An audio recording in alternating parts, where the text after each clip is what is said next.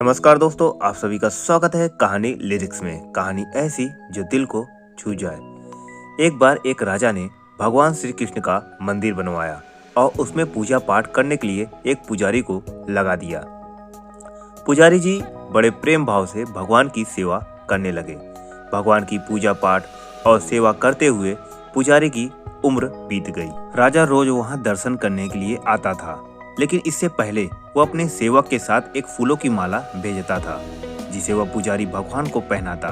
और जब राजा दर्शन को आते तो आशीर्वाद स्वरूप भगवान के गले से उतारकर राजा को पहना देता। रोज का यही नियम था।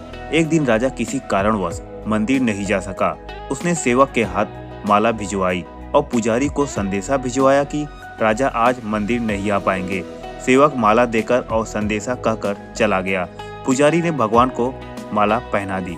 थोड़ी देर बाद पुजारी के मन में विचार आया कि मुझे भगवान की सेवा करते हुए आज उम्र बीत गई है, लेकिन मैंने आज तक यह माला नहीं पहनी है। सांसों का क्या भरोसा, कब रूठ जाए।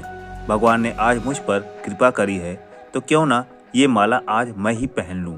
ऐसा सोचकर पुजारी ने वह माला भगवान के गले से उतारकर खुद पहन ली। लेकिन ये क्या, बाहर से पुजारी ने आवाज सुनी कि राजा की सवारी मंदिर पहुंचने वाली है। अचानक सेवक की आवाज सुनकर और राजा के ऐसे अचानक आ जाने से पुजारी जी घबरा गए कि कहीं राजा ने मुझे वह माला पहने देख ली तो क्रोधित होंगे और मुझे दंड भी देंगे। ऐसा सोचकर पुजारी ने वह माला अपने गले से निकालकर भगवान को फिर से पहना दिया।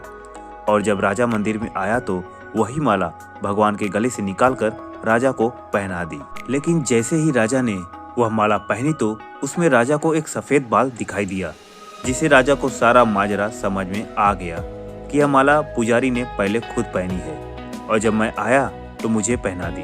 पुजारी ने छल किया है। यह सोचकर राजा को बहुत गुस्सा आया। राजा ने पुजारी से पूछा कि यह सफेद बाल किसका है। क्योंकि पुजारी जी बूढ़े हो चुके थे और उनके बाल भी सफेद थे, तो पुजारी जी ने सोचा अगर मैंने मेरा नाम लिया तो राजा मुझे अवश्य दंड देगा। अतः पुजारी ने कहा कि ये तो भगवान का बाल है। इस पर राजा को बहुत गुस्सा आया कि पुजारी झूठ पर झूठ बोल रहा है। भला कब से मूर्तियों के बाल सफेद होने लगे हैं। इस पर राजा ने पुजारी से कहा कि कल मैं श्रृंगार के समय आऊंगा और देखूंगा कि भगवान के बाल काले हैं या सफेद। अगर भगवान के बाल काले निकले तो पुजारी तुझे इस पाप के लिए मृत्यु दंड दिया जाएगा। राजा हुक्म सुनाकर चला गया। राजा के जाते ही पुजारी भगवान के सामने रोने लगा और विनती करने लगा कि प्रभु, मैं जानता हूँ कि मैंने आपके सामने झूठ बोलने का अपराध किया है। अपने गले में डाली हुई माला मैंने पुनः आपको पहना दी। आपकी सेवा करते करते बूढ़ा हो गया। ये छोटी सी लालसा थी कि आपको चढ़ी हुई माला पहनूं। इसी लोभ लालसा में यह अपराध हुआ है। मेरे प्रभु, पहली बार यह लोभ हुआ है और विपत्ति आ पड़ी। हे मेरे नाथ, कृपा आप ही मुझे बचाइए, नहीं तो कल राजा मुझे फांसी पर चढ़ा देगा। पुजारी सारी रात रोते रोते मंदिर में ही सो गया। सुबह हुई तो राजा आया और भगवान का श्रृंगार स्वयं करने के लिए बोला। पुजारी डर के मारे एक कोने में खड़ा था। राजा ने जैसे ही ठाकुर जी का मुकुट हटाया तो आश्चर्यचकित रह गया, क्योंकि ठाकुर जी के सभी बाल सफेद थे। राजा को लगा कि पुजारी ने जान बचाने के लिए बालों को सफेद कलर से रंग दिया होगा।